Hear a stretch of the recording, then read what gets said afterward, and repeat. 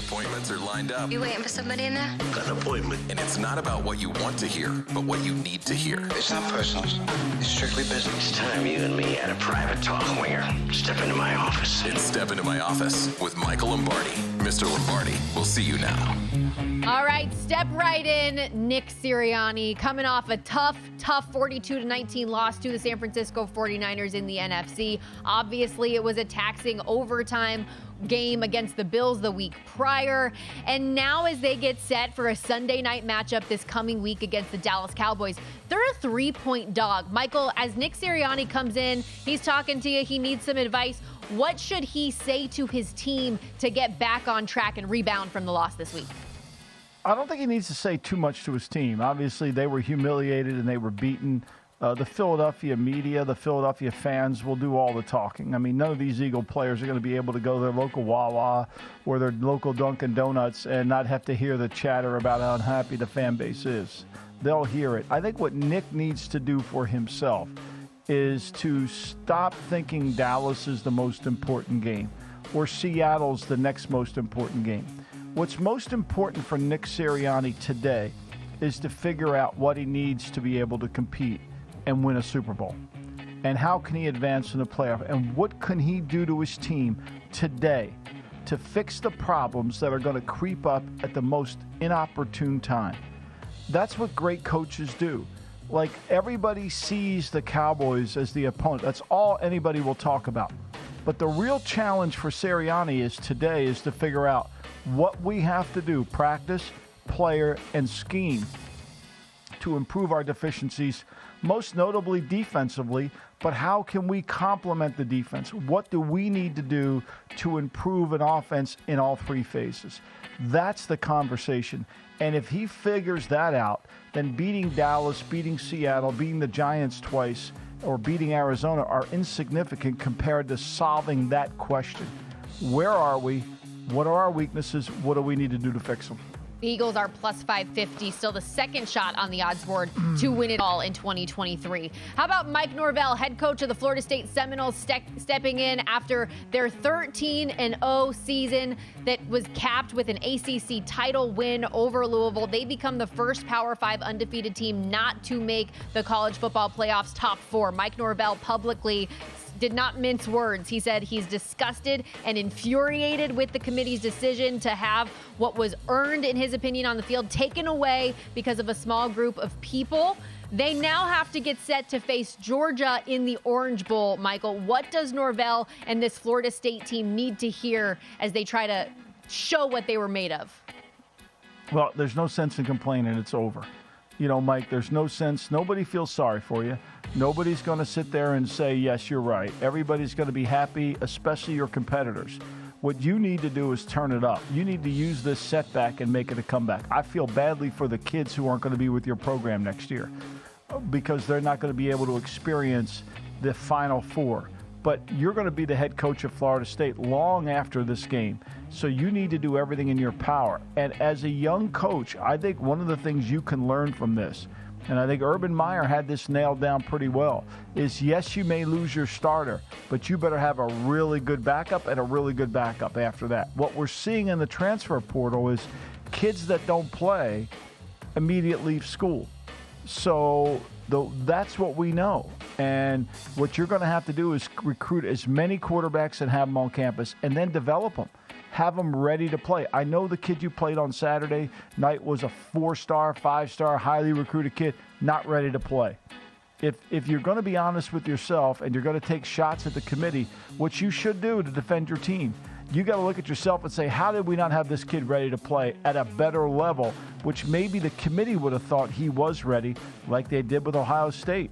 Yeah, Brock Glenn struggled. Tate Rodemaker, you don't know if he would have been a whole lot better, but he will be the starter in that game against Georgia, which we are seeing as a 14-point spread where things sit right now. And I really feel for Florida State, and I feel for Jordan Travis. He tweeted afterwards saying he wished that he would have broke his leg sooner so that the committee could have seen the team for what they are. Really, really unfortunate circumstances. Hate hearing something like that.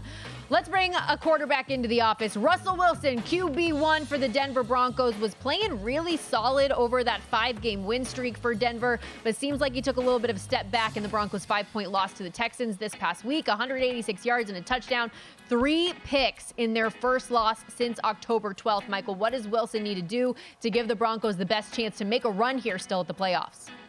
Well, I think, Russell, what your role has been and how you've been handling it is marvelous. I mean, you've done a great job. You've gone from being the head chef at the French Laundry to not even being a short-order cook at the Hackensaw Diner. I mean, so you've done a really good job of burying your ego. What you have to do is protect the football. One of the reasons your team has won over the last 5 weeks is you forced 16 turnovers defensively, and you've only turned the ball over 1 time in those 5 games. You know, in the last 4 games, you've forced 15 turnovers, and you haven't missed any field goals. So what you have to do is understand the protecting of the ball. A punt's a good play. Now, I get the last interception. You got pressured. You throw it into coverage. You try to make a play. I get it. But you got to be more careful with the football, and you've got to be able to rely on your skills as a playmaker, your skills as someone who's dishing the ball around, who's basically trying to make everybody else better, whether it's Judy, whether it's Williams, whether it's Sutton, McLaughlin. It doesn't matter. You've got to make them better. And when you have your chances to make your plays, you've got to take advantage of them. So this isn't really about you. That loss isn't on your 3 interceptions. That loss is on the inability of the defense to do what they've done in the past, which was create turnovers. Broncos currently 6-6, sitting in the 9th spot in the AFC playoff picture, plus 330 now to make the postseason. The Kansas City Chiefs went all the way to the Super Bowl last year and won it. They look a little bit different here in 2023. Andy Reid steps into the office after this Chiefs offense, Michael, has failed to score 20 points for the 5th time this season. Kansas City 1-4 in those games. A rough loss to Green Bay yesterday, 27-19. What needs to change for the Chiefs to get back to that Super Bowl caliber play? Well, I think, look, I mean, Andy, if you'd have told you before the game that the Green Bay Packers were going to be able to move the ball in 8 possessions or 7 possessions that they had it and scored 27 points, you would have said there's no way. We're a better defensive team than that. And that's true, you are. You've been that way all year. 8 possessions, it really 7 possessions, and they get 27 points. So this is really, you know, you scored, you know you're not going to be explosive. For you to get to 24 points, for you to get to 27, you need to create a defensive turnover. That's not going to happen all the time. So if the defense doesn't play its A game, you're going to have to figure out how to play one.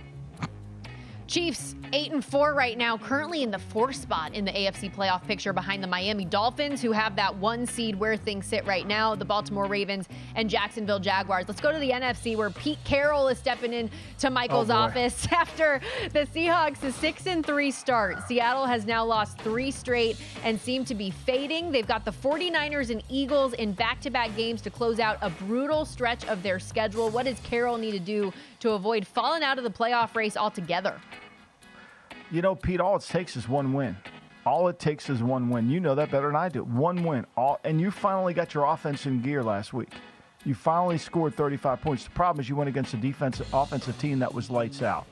And the schedule doesn't get any easier because you're going to play a team on the road whose offense is lights out. But you know that team. You understand that team. You know how to play that team. You played them well in the playoff game last year.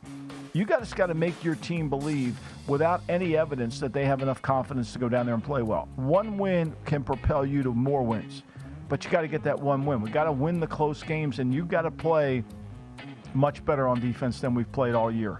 I mean, I think that's going to be the key for the team. Got to play better defensively. We haven't been able to get control of the game. When you give up 33 first downs like we did the other night, or you give up 23 against San Francisco, you got no chance to win the game. The game you should have won with a Ram game, your field goal kicker has really let you down this year. I think that's come through pretty clearly. So for me, it's just about 1 game. Don't worry about what's ahead of you. You got, after Philadelphia, you got Tennessee, Pittsburgh, and Arizona. You know, you can win all 3 of those games. That puts you at 9 wins. You got to find a way to win one of the next 2. Go to VSiN.com/subscribe to become a VSiN Pro subscriber today.